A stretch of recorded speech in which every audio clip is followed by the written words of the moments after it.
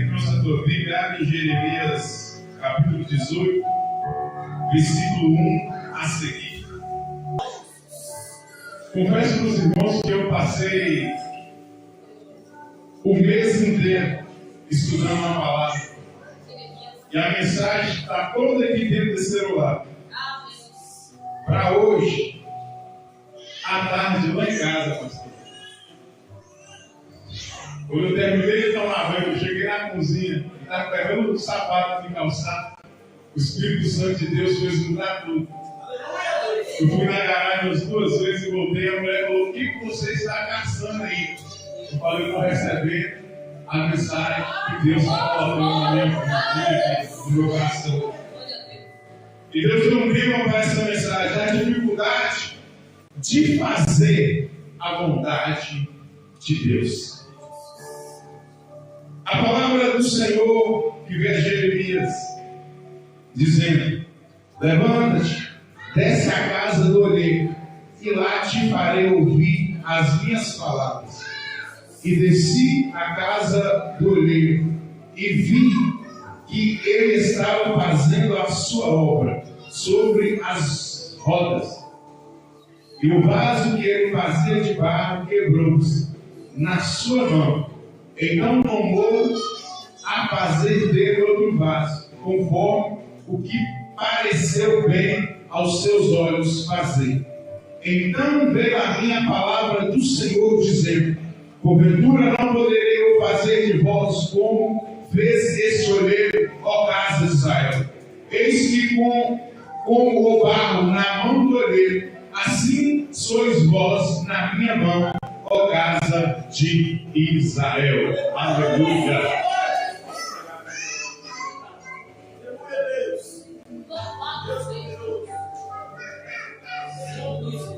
Glória a Deus, aleluia.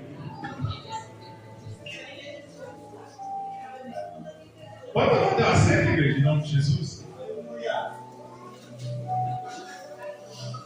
Num contexto imediato, mediante essa palavra, nós entendemos aqui que Deus manda o profeta Jeremias descer na olaria para ele assistir o que o olheiro estava fazendo. Aquele tipificava a nação de Israel. Tempos atrás, agora num contexto mais remoto, depois que Davi morre, Salomão vai assumir o trono. Só que Salomão, agora, ele governa de acordo com os seus desejos, de acordo com a sua vontade. Tempos depois, agora Salomão vai morrer. Agora o filho dele, Joram, vai assumir o trono. Só que já Salomão, ele colocou altos impostos para o povo, de maneira que o povo agora já estava sofrendo debaixo daquele jugo, debaixo daquele fardo pesado. O povo agora vai chegar no filho dele e vai pedir que venha abaixar apenas um pouquinho dos impostos. Só que o filho de Salomão, Roboão, ele não está nem aí. Ele falou: meu pai governou com vara de madeira, eu vou governar com vara de ferro. Eu vou aumentar mais. E nisso, Jeroboão, um jovem, tinha sido exilado no Egito. Quando soube que Salomão tinha morrido, ele volta. Agora, povos de Israel vai caçar um representante, vai pegar Jeroboão, colocar como representante de algumas tribos, para chegar a Roboão, para pedir que venha baixar um pouco os impostos. Só que o rei também não está ouvindo. Ele procura conselhos aos sábios, conselhos aos anciões mais velhos. Os anciões mais velhos aconselham realmente abaixar a ouvir o povo. Só que na mente dele, se ele ouvisse o povo, se ele baixasse os impostos, ele ia afrouxar mais. O povo, na mente dele, o povo não enxergar ele como um rei forte. Para ele, tipo de fraqueza. Então agora ele aumentando mais os impostos. Agora vai haver uma ruptura em Israel. Vai constituir-se ali dois reinos: reino do norte e reino do sul. 10 tribos de Israel vai seguir agora Jeroboão. Vai constituir-se agora a tribo do norte, Israel, cuja capital era Samaria. A sua vai seguir Roboão, Benjamim. Esse mundo pegou aqui e falou a memória uma da outra tribo. Mas uma das tribos era Benjamim. Constitui-se o reino do sul, Jerusalém. Tempos se passam.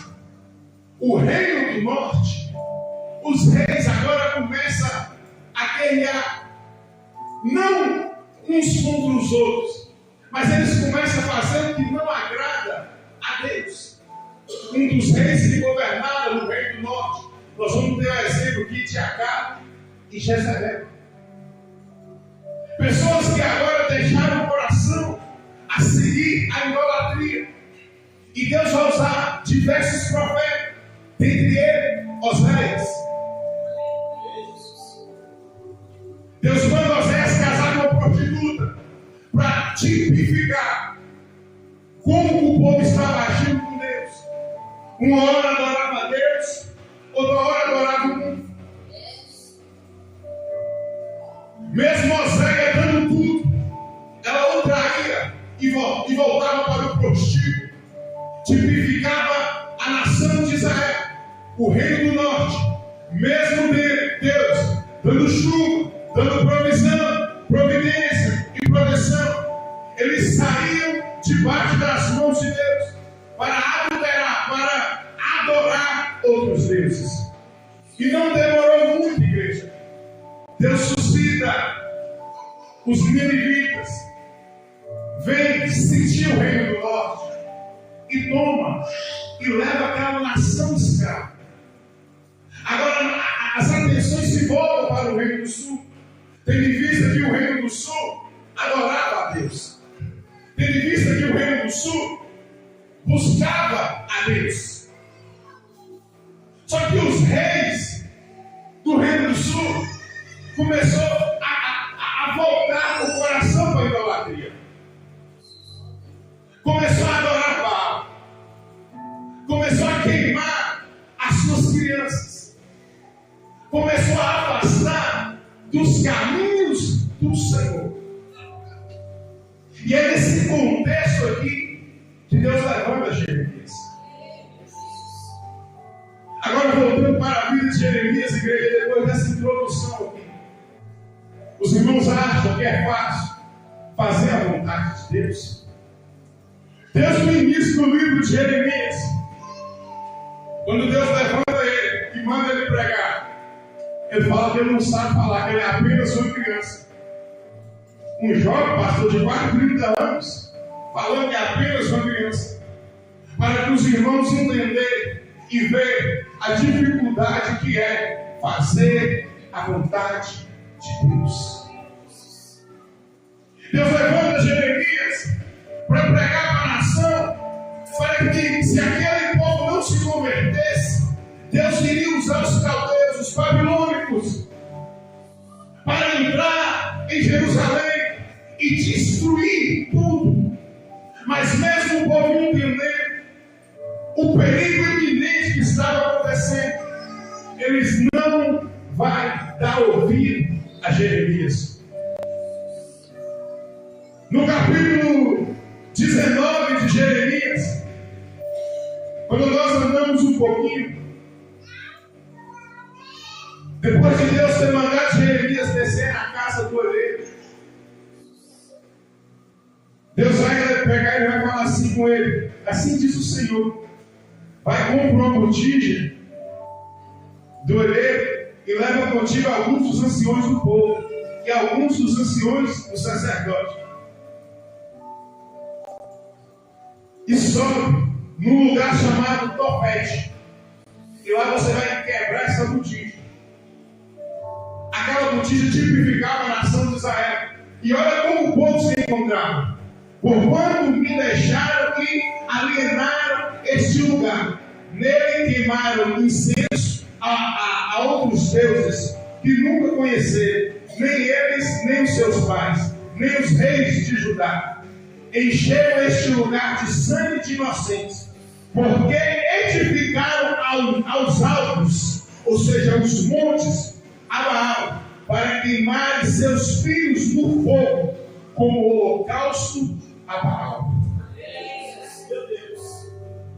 Um povo que Deus que plantava, vinha a chuva temporal, vinha a chuva seródia. Era um povo que plantava e não preocupava porque Deus dava o crescimento. Era um povo que plantava e sempre as bênçãos de Deus superavam as expectativas daquele povo. Só que nós somos complicados, porque nós esquecemos que Deus não preocupa com fogo, porque Deus é fogo. Deus não preocupa se você incendeia de uma vez, porque eu fico olhando lá na roça, quando a gente coloca fogo num sofá, numa espuma, numa palha, num capim seco, é aquele fogão, aquece de longe, a traseira até incomoda. Se eu estar queimando um colchão, que daqui lá na rua, aquele fogão vindo na minha cara. Mas o corpo vai parando aquilo que queimava rápido. E o que Deus quer de mim e de você, não é que nós pegamos fogo e queimamos rápido. Deus quer de mim e de você é constância diante da casa dele. Porque nós não sabemos nem a hora, nem o dia que Jesus Cristo vai voltar. E enquanto ele não vem, ele quer que nós permanecemos constantes, fazendo a vontade dele. E nós, como vasos de barro, que foi falado aqui essa noite, através dos louvores, através do tema dessa mensagem. Quando nós falamos de barro, lá em Gênesis no capítulo 2, no versículo 7, Deus pega o pó da terra, Deus pega o barro e faz o homem, a sua imagem segundo a semelhança. 2 Coríntios no capítulo 4, no versículo 7, Paulo vai falar assim: tendo, porém, essas preciosidades em vasos de barro, para que a excelência da glória não seja do vaso, mas sim de Deus. E quando nós falamos de barro, igreja, é porque o barro, eu já fiz muita pilota para matar passarinho na roça. O barro lá dentro é fogo. Nós íamos num brejo, pegava o barro, fazia aquelas pilotas, fazia na bandeja e colocava lá no fogo. Quanto mais esquentava, mais resistente ficava a pilota. Quanto mais o fogo aperta no barro, mais resistente ele fica. É o nosso interior que tem que estar cheio de Deus. É a nossa essência. Quando Jesus Cristo voltar, isso aqui vai cair, isso vai ficar aqui. Esse corpo aqui carnal vai transformar num corpo incorruptível. Então guarda o que tu tem para que ninguém roube a tua coroa. E o povo de Deus perdeu a essência. A ponto de Deus falar assim através do profeta Joel: rasgai os vossos corações e não as vossas vestes. É o que nós temos que entender, igreja. Que não é simplesmente nós vivermos de aparência.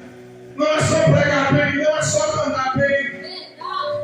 É onde que nós passarmos, nós temos que deixar esse perfume, essa essência de Cristo.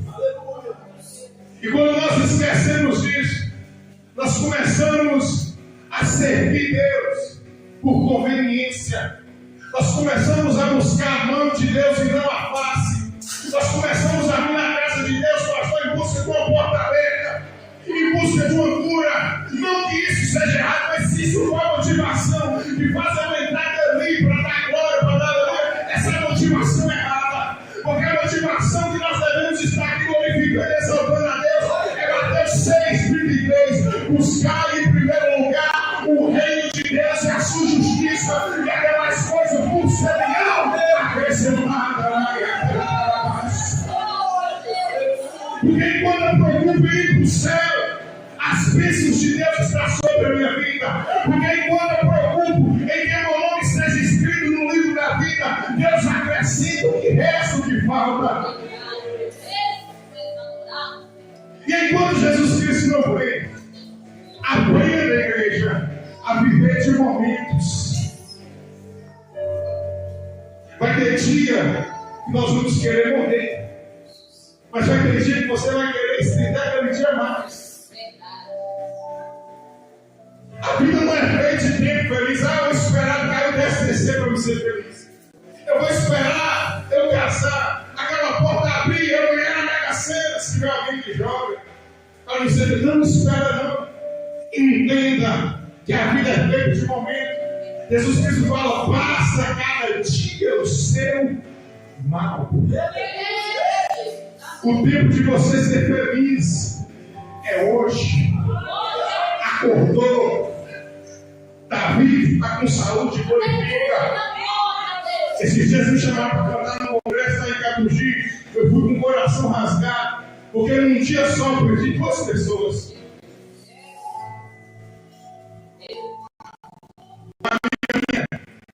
Perdeu uma filha de 3 anos de idade. E um outro amigo meu foi pegar café do Espírito Santo, passou direto da curva e bateu de frente com o carro. Eu estava triste, mas nesse tempo alegre, porque eu ainda estou vivo. E para acabar de completar, pastor, eu estava indo para Catugi, e no posto para abastecer o veículo, eu vi a mãe juntamente com a irmã. Eu até falei com o menino que estava vindo comigo tocar, falei ali: está vendo? Aquela jovem acabou de perder uma filha de 3 anos de idade para o câncer. E ela está lá. Às vezes nós vemos as pessoas, mas nós não sabemos o que se passa aqui dentro. Às vezes nós contemplamos só a aparência, mas quem conhece nós por dentro é Jesus, é Deus. É o que Deus fala para Samuel: você vê segundo a carne, segundo os olhos podem ver, mas eu contemplo a essência. Então, igreja, se essa motivação simplesmente uma bênção, uma porta aberta, deixa essa motivação de lado. Adore a Deus pelo que Ele é, não pelo que Ele pode fazer nas nossas vidas.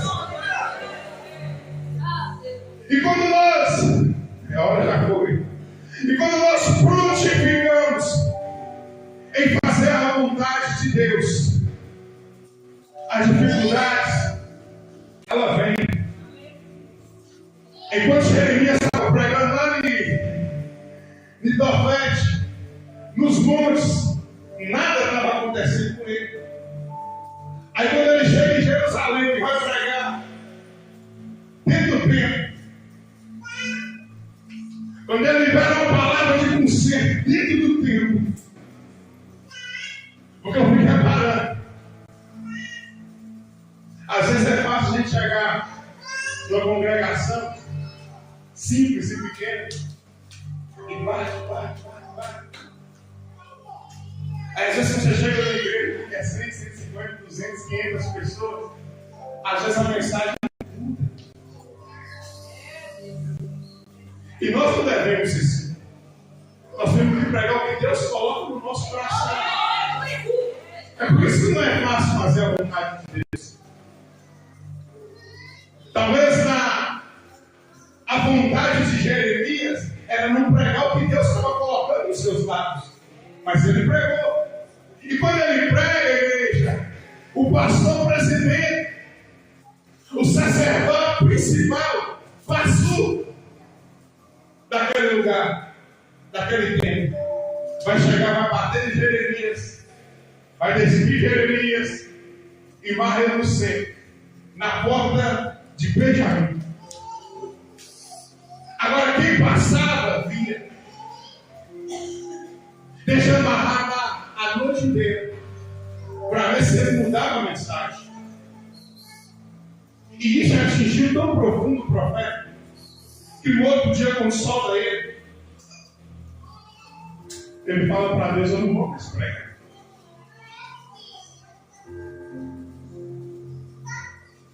Vocês acham que é fácil a gente viajar, a gente está aqui na frente pregando e cantando? Quantas coisas muitos de vocês, muitos de nós, tivemos que abrir mão para estar na posição que nós estamos hoje? Quantos amigos viraram as costas? Quantos parentes pararam de falar? Ele passou, quantas pessoas o Senhor já perdeu por não negligenciar, por falar a verdade? Porque quando a mensagem às vezes é de bênção, você vai receber isso, receber aquilo, às vezes a igreja lota. Mas quando nós vamos ser arauto, boca de Deus na terra, às vezes a igreja esvazia. Aí muitos falam a mensagem é fraca. Mas é mais fácil, a igreja é melhor obedecer a Deus do que os homens. Porque Pedro e João, eles vão pregar, eles vão pegar, eles vão bater, vão tirar a roupa dentro da chicotada, vai prender e vai falar assim: nós vamos ser só uma mordida e fala, não prega mais no nome de Jesus, não. Ele vai falar assim: importa mais que obedecendo a Deus, obedecendo a vocês. E eles continuam a pregar. Mesmo Pedro, tempos depois, perdendo a própria vida. E nessa noite eu te pergunto: o que nós estamos dispostos a perder para fazer a obra de Deus?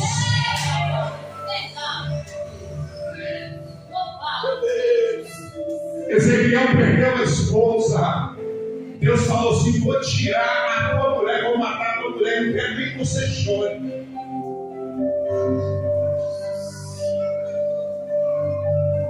Vocês acham que é fácil profetizar? Porque quando nós começamos a perder, quando Deus começa a forjar o vaso, ninguém é forjar, cantora, na alegria. Ninguém é forjado na felicidade. Porque quando tudo está bem, nós não damos tanto valor pela presença de Deus na nossa vida. Mas quando Deus nos começa a forjar no ventre da dor, em meio a provações, em meio a luta, em meio a adversidade, nós não preocupamos com casa boa, com teto bom, com carro voando. Nós só preocupamos com a presença de Deus na nossa vida. Nós começamos a acordar de madrugada, nós começamos a subir morro, nós começamos a ter um ouvido mais sensível para ouvir a voz de Deus. E é normal quando Deus pega a gente para passear nesse deserto. Irmão, nós esquecemos esse deserto, essa prova, fornalha, fala de fogo. E essas lutas, essas dificuldades que muitos de vocês têm passado, isso é Deus te provando para te capacitar, para te fortalecer. Não é para nos matar. Talvez hoje a área que você é mais provada é aquela área que Deus vai te usar lá na frente para edificar outras vidas. Então passa por essa diversidade dando glória a Deus. Passa por essa prova dando glória a Deus. Embora eu costumo dizer, tem luta que é nós que entramos por causa das nossas atitudes, mas tem luta que é Deus que coloca a gente lá para que o nome dele seja glorificado. Paulo e Silas, por causa da pregação, por causa do evangelho, foram lançados na prisão, chicoteados. Paulo e Silas entendem que era o nome de Deus que tinha que ser glorificado ali. E a Bíblia fala lá em Atos 16, se não me falha a memória, que por volta da meia-noite, o que eles faziam na prisão? A igreja reclamava, murmurava, lamunhava contra Deus. Por volta da meia-noite, o que eles faziam, igreja? Adoravam o Senhor no caminho da coração. É Paulo entendendo, eu estou no fogo, eu estou na prova, mas isso está me fortalecendo, isso está me sustentando. Então essa dificuldade que você está passando hoje, é Deus te fortalecendo, para você necessitar menos de ser humano depende de recursos humanos e precisa necessitar e esperar mais em Deus. Porque enquanto eu esperei no homem, enquanto eu esperei na medicina, a minha filha continuou do mesmo jeito. Mas a hora que eu entreguei nas mãos de Deus e falei, Senhor, eu já fiz o possível. Aí Deus resolve o impossível. Deus cria estratégia para que o nome dele seja glorificado. E Jeremias, no capítulo 20, igreja, já estou caminhando para o fim. O pastor pega ele, bate nele, rasga as vestes, açoita, bota seminu no meio da rua e praticamente, podemos dizer, em praça pública. Solta ele no outro dia. Ele vai chegar para Deus e vai falar que não vai mais fazer menção do nome de Deus. Porque que, enquanto ele pregava, todo o seu ministério, pastor, Deus fez ele como se fosse escravo. Ele era motivo de chacota para sacerdotes, para gente novo, para gente velho em Israel. Ele fala assim: não vou mais fazer menção do teu nome. E por um breve momento ele até para de pregar. Ele até deixa de pregar. Mas a pergunta é: será que ele conseguiu? Quando chega lá no capítulo 20, no verso 7, olha o que ele fala com o Senhor. Ele fala que Deus até enganou ele. Olha, persuadiste-me, ó Senhor, e persuadido fiquei, mais forte fosse do que eu, e prevalecesse. Sirvo de escravo todo dia, cada um deles zomba de mim. A nação de Israel todo dia zombava de Jeremias. Porquanto desde que falo, grito, clamo, violência e destruição, porque se tornou a palavra do Senhor um opróbrio iludível todo o dia. Então disse eu, ele pensou com ele mesmo: não me lembrarei dele e não mais falarei do seu nome. Mas isso foi como o meu coração, como ardente fogo dentro do meu coração, encerrando nos meus ossos, e estou fadigado a sofrer e não posso mais. Jeremias, por mais que ele queria parar, por mais que ele queria largar a mão do arado e deixar para trás, havia uma força maior dentro dele que não deixava ele parar. E finaliza aqui dizendo: essa força que fazia os ossos dele queimar, essa força que impulsionava Jeremias, chama-se Espírito Santo de Deus. Jesus Cristo morreu, ressuscitou ao terceiro dia, no 40º dia ele subiu ao céu. No 50 dias depois, 10 dias depois que ele subiu, o Espírito Santo desceu. E Paulo em 1 Coríntios vai falar com a igreja: não sabeis vós que sois templo e morada do Espírito Santo de Deus, e que Ele habita em vós. Todas as vezes que você sentir que está sozinho, todas as vezes que você pensar em parar, pensar em desistir, não procura ninguém, não. Entra para o teu quarto, fecha a porta e ora ao teu Pai que está em secreto. E Ele te vê. Porque dentro de cada um de nós existe alguém chamado Espírito Santo de Deus. Ele não é só para fazer você sentir arrepio. Ele não é só para fazer você chorar. Mas Ele é um consolador. Ele é para te impulsionar. Ele é para te dar força. Ele é para te capacitar. Então nessa noite não importa a maneira que tu chegou. Se está caído, o Espírito Santo de Deus te levanta. Se está enfermo, o Espírito Santo de Deus te cura. Se está triste, o Espírito Santo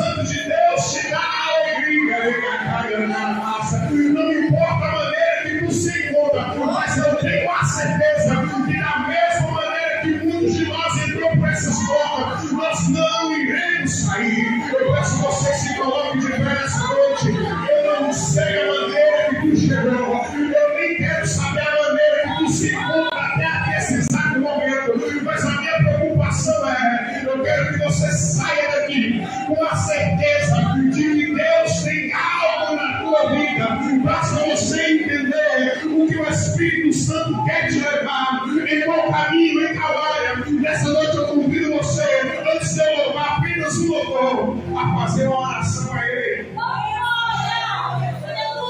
Por muito tempo, igreja, eu andei errante, mesmo aceitando a Jesus, sem saber e entender qual que é a vontade de Deus na minha vida. Deixa queimar. Só eu.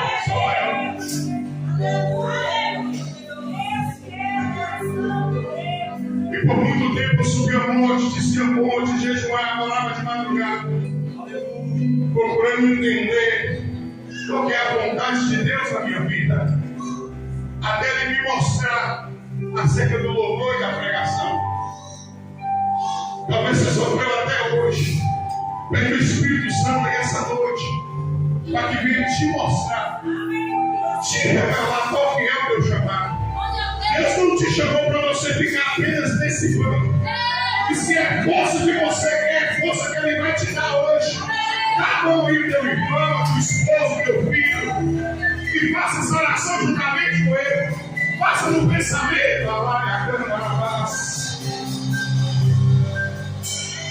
Ouvi o meu Senhor me bater na porta e o meu coração queimou.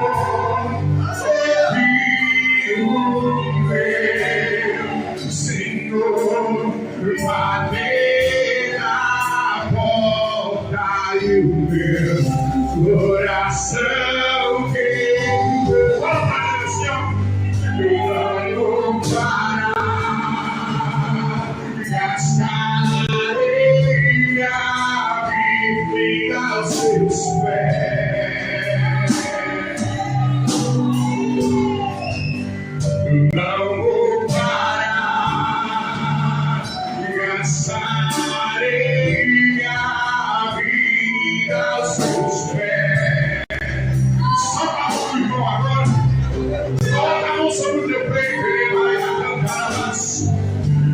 Diz que esse mesmo fogo que queimou em Jeremias irá queimar hoje. E não vai queimar só hoje, amanhã depois. Vai queimar até Jesus Cristo voltar. Porque o fogo dele já acendeu. E ele profetizou que o fogo arderá continuamente sobre o altar. E não se apagará. Eu tenho fogo que arde em meu peito. E não me descanso, eu não tenho descanso.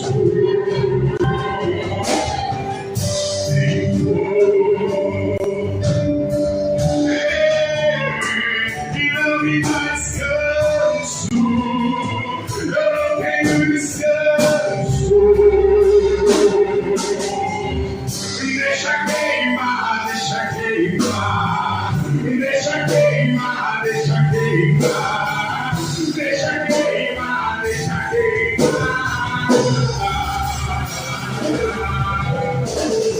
deixa queimar, deixa queimar, deixa queimar, deixa queimar, aquela coisa na tua casa escura,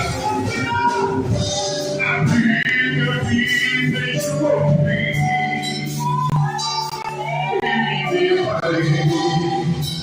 Com Maria Baré, chorando junto ao túmulo, vai levando sua cabeça, enxugando as lágrimas, seus olhos, ela viu aonde está o corpo do velho.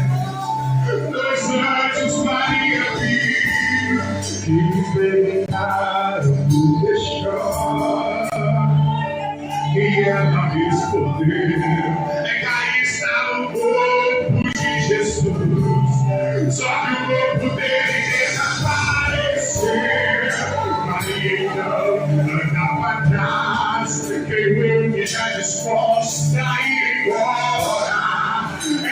que Jesus Cristo aparece e lhe pergunta: Maria, por que chora? Maria, por que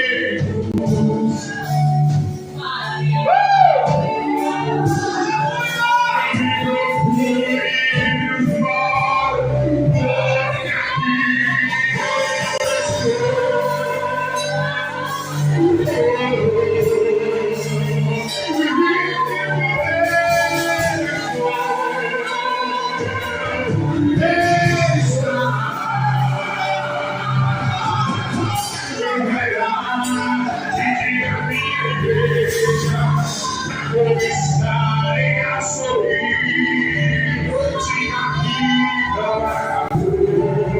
para que a morte existisse.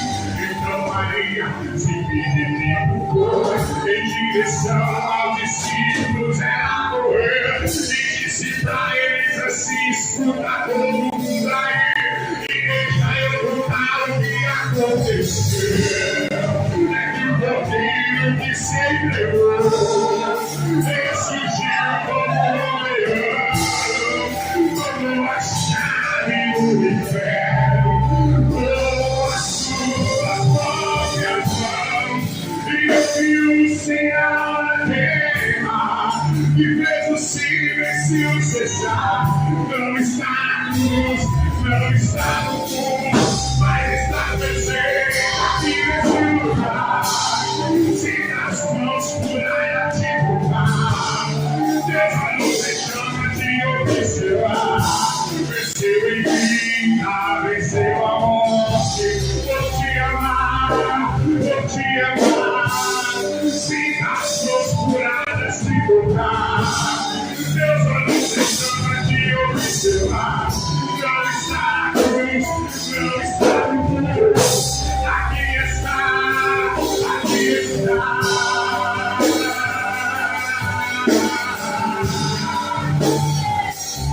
Aqui está.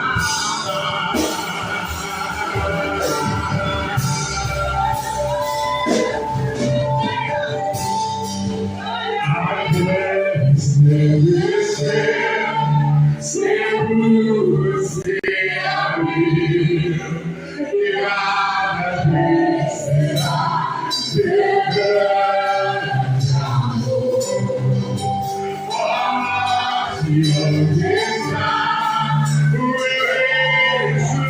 ressuscitou, ele venceu na fé.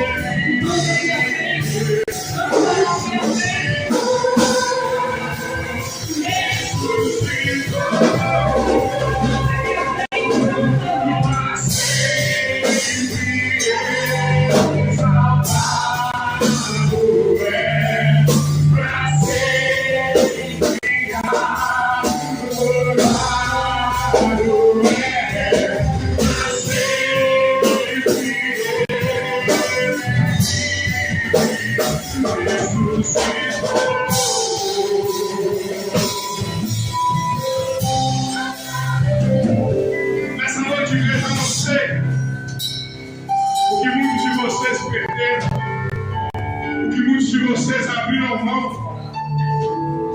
para servir esse Deus. Mas é a parábola do bom samaritano. Ele deixa aquele bom samaritano numa estalagem, dá a ele umas moedas e fala assim: cuida dele para mim. E tudo que eu vou embora. E tudo que você gastar, eu vou te recompensar.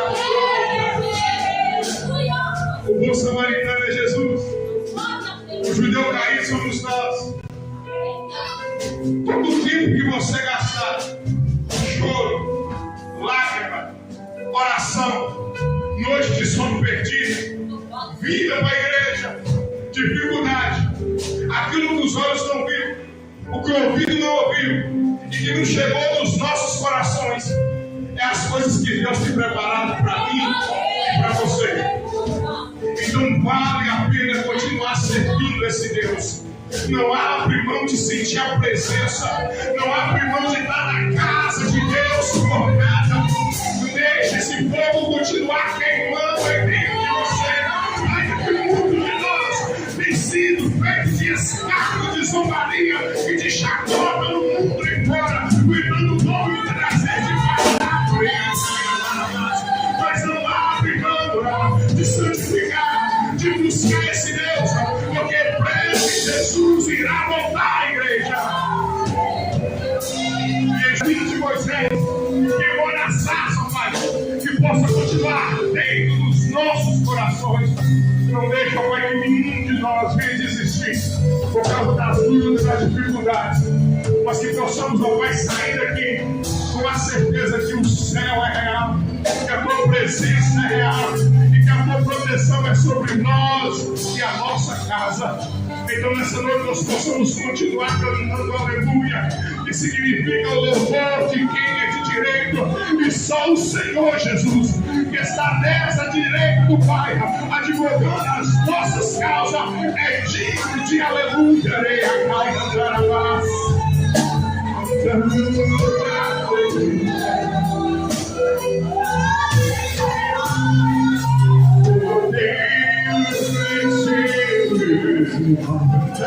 Oh Deus, a tua igreja neste momento, Senhor. Meu Pai amado, Deus se posiciona diante da tua grandeza, diante da tua majestade, acreditando, meu Pai, como a palavra do Senhor veio a Jeremias para ele descer e ir à casa do oleiro. A tua igreja, meu Pai, se dispõe a estar em tua casa neste momento e depositar diante do Rei da Glória, o Senhor dos Senhores, nessa noite, a sua fé, a sua devotação a ti, meu Pai. Deus, esta mãe que ora, Senhor, por este filho que ora por esta mãe, esta família, meu Pai, que necessita desta cura, esta mãe, meu Pai, que anseia pelo milagre em sua casa, meu Pai, entra com provisão, meu Deus, onde nós não podemos ir, meu Pai, levanta uma geração eleita, meu Pai, amado Deus, uma geração, meu Pai, que seja disposta, ó meu Pai, a te servir em espírito e verdade, meu Pai. Toma, Senhor, o clamor dos teus servos em tuas mãos, meu Pai, amado Deus, eles colocam diante do Senhor, meu Pai, amado Deus, colocando a sua fé em ação, pois a tua palavra vai nos dizer que tudo aquilo que pedires em oração, crendo, Senhor, o receberá, meu Pai. A tua igreja, meu Deus, tem fé, meu Pai, acredita na tua palavra, meu Pai, que é fiel para cumprir as suas vidas. Surpreenda o teu povo em meio às suas adversidades. Surpreenda, meu Pai, o teu povo, meu Pai, amado Deus, em meio às suas dificuldades. Pois o Senhor jamais nos abandona. O Senhor jamais nos deixa só. É o Senhor que é a nossa rocha.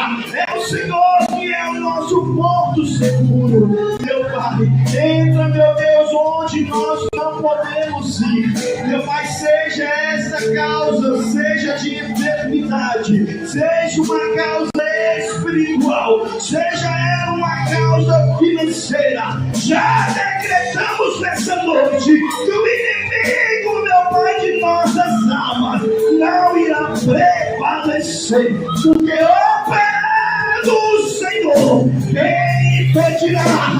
Agindo o Senhor, Deus, quem impedirá?